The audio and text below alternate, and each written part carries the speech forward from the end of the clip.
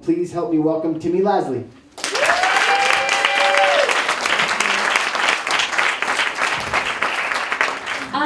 Hi guys. I spilt wine on my pages.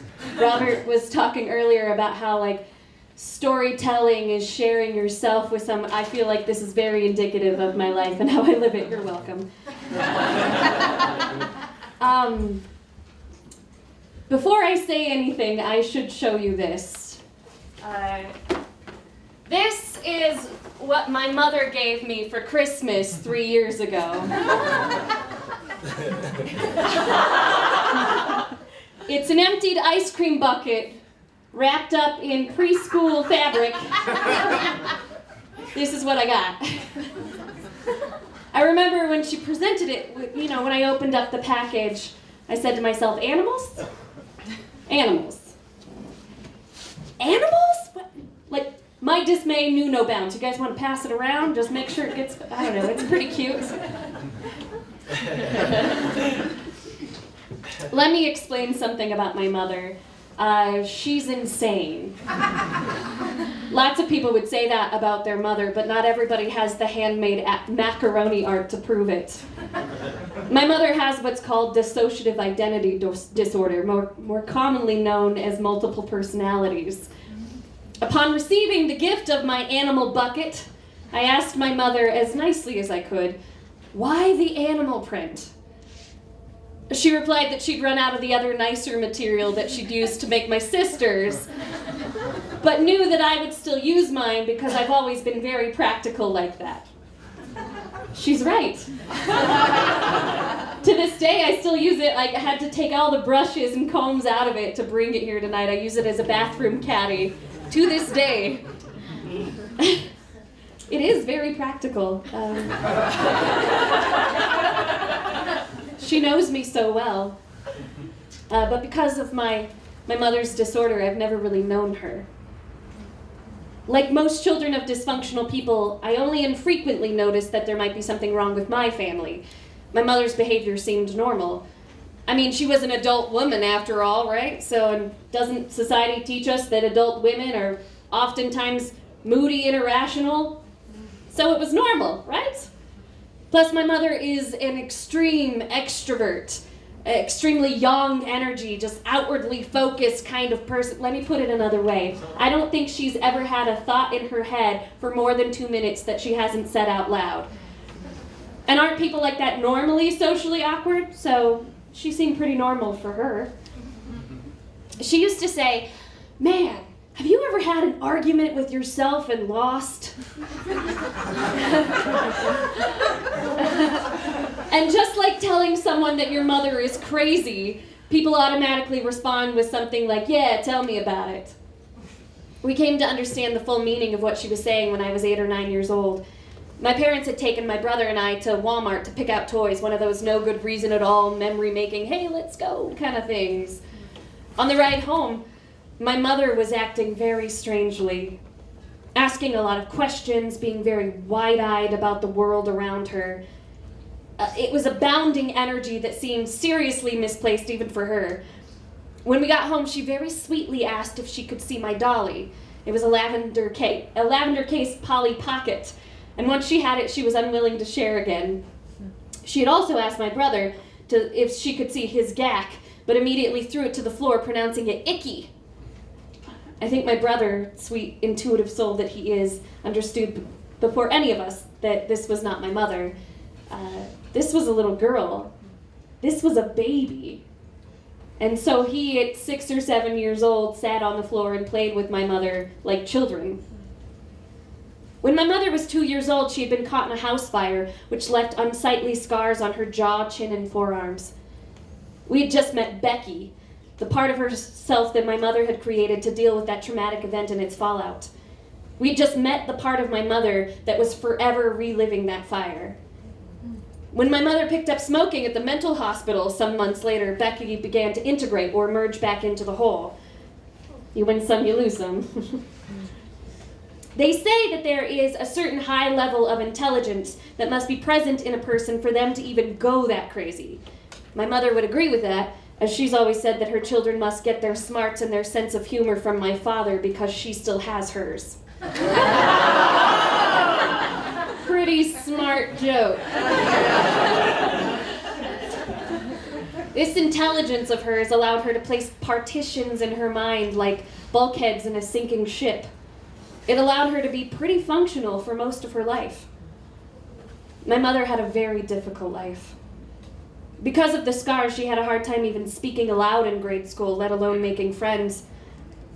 Her father died when she was 11, leaving her mother to provide for a family of 9. Things sort of fell apart. And in the absence of order, my mother suffered sexual abuse at the hands of multiple older men. These are just the things that I know about. But I don't really know my mother. It's hard enough to get to know someone, let alone getting to know multiple separate distillations of a person.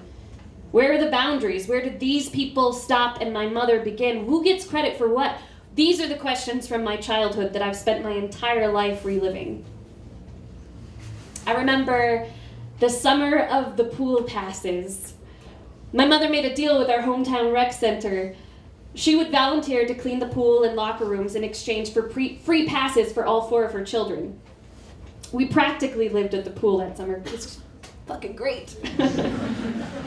In my impossibly immature mind, I figured that my mother did it because she wanted to get out of the house, have something to do. I mean, being a stay-at-home mom, that's got to be pretty boring, right? Now, as I think back on it, I realize she could never have afforded the summer passes for all 4 of her children any other way. With the luxury of hindsight, I see it as the beautiful gift of a genuinely selfless act. My mother had graciously given us the summer of the pool passes. Or had she? It's more likely that it was Stephanie, the alter ego who had come to embody all that was maternal in my mother. Stephanie was soft, loving, easily manipulated with the bat of an eyelash, and someone quite separate from my mother. I remember the naked trees. It was a family road trip and we were high up in the mountains just below timberline. My mother was in high spirits that day and had been cracking jokes. My little brother was sitting up front on her lap. It was a different time. She had him laughing so hard that his breath came out in ragged gasps. Every time we passed a pine tree that was dead, its branches dried, stripped, laid bare to the wind, she would cover his eyes and exclaim, "Naked trees! No, you're too young for that!" It had become a well-timed, perfectly executed game, and soon the whole car was in stitches. It's one of my favorite memories of my mother. But it wasn't her. It was Sam, an alter ego who stubbornly refused to explain themselves. We were not even allowed to know Sam's gender or why Sam was part of my mother's psyche. When asked at therapy, Sam replied, "That's between me and Susie, and you'll never know," with a dark edge that hinted at miles of depth. Sam was a full person with an agenda all their own. But just as soon as that depth was revealed, it was gone again, replaced by Sam's signature twinkle. I have never actually seen someone's eye twinkle until I met Sam. Sam was hilarious, the life of the party. But Sam was separate. Sam is not my mother. I remember Lori's temper. Lori was my mother's protector. She was hellfire and brimstone. She was the part of my mother that secretly resented her children. She was the part who stored away every slight, every misdeed done, every way in which my mother had ever been taken advantage of or abused. Lori was the fastidious caretaker of this laundry list of offenses. Lori stepped in when she thought my mother was being too weak, too vulnerable. Lori got shit done. Lori never did things nicely. Lori gave me bruises that Stephanie would kiss and cry over. They both had my mother's face. But who is my mother? Who gets credit for what? Do I say the nice memories are my mother Susan and the bad ones get to be someone else? Do my memories make more sense if I separate them out that way?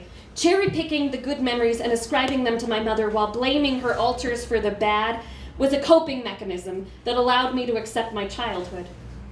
For my mother, separating traumatic memories from the core of who she believed she was was a coping mechanism that allowed her to live a life.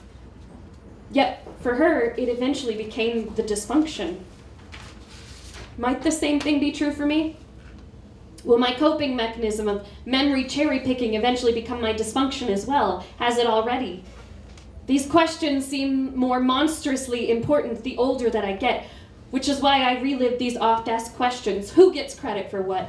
Who is this woman who brought me to this life? Which one taught me who I was and how to love? Which one raised me? Which one made me this goddamn ridiculous animal bucket?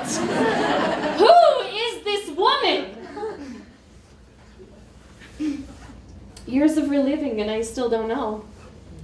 I don't know the answers to any of them. But I do know that I've come to appreciate this gift for what it truly represents. My mother gave me an animal bucket, but without knowing it, she gave me a portrait of herself.